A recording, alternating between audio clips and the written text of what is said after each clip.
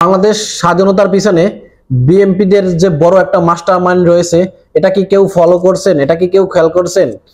ছাত্ররা শুধু নামে মাত্র ছিল, কারণ ছাত্ররা প্রথমে শুরু করছে আমরা মানি, কিন্তু তার পেছনে যে বড় মাস্টার মাইন্ড সেটা চালিয়েছে বিএমপি। না হলে গার্ডিয়ান কতজন আসছে, গার্ডিয়ান ছাড়া বহুত লোক আসছে বিএমপি, জামাত, অন্যান্য থেকে। বিএমপি সামনে এসে বলতে পারেনি কখনো, কারণ তাহলে বিষয়টা অন্যদিকে চলে যাবে, অন্য লেভেলে চলে যাবে। তারা বিএমপি জানতো যে একটা জঙ্গলে দুইটা প্রাণী রয়েছে, একটা সিংহ আর একটা হচ্ছে বান্দর। তো বিএমপি জানে যে সিংহকে কোনোভাবে পতন করাতে পারলে জঙ্গলে শুধু একটাই প্রাণী থাকবে, সেটা হচ্ছে বান্দর, আর সেই প্রাণীটা যা চাইবে তাই করতে পারবে।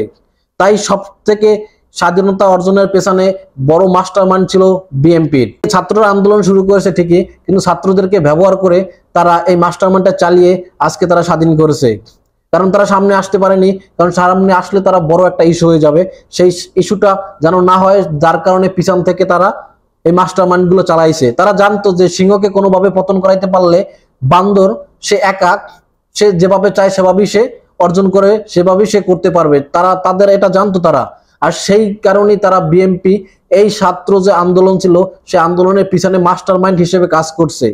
কারণ বিএমপি জানে কোনোভাবেই শেখ হাসিনাকে পতন করাতে পারলে তারপর বাংলাদেশে শুধু একটাই প্রাণী থাকবে, সেটা হচ্ছে তারা। আর তারা যেটা বলবে, যেটা করবে, সেটাই তারা সাকসেস করে ছাড়বে। কিন্তু তারা ভুলে গেছে যে ছাত্ররা চাইলে যে কোনো আন্দোলনকে সফল করতে পারে। ছাত্ররা চাইলে যে কোনো দেশকেই কঠিন পরিস্থিতি থেকে মুক্ত করতে পারে।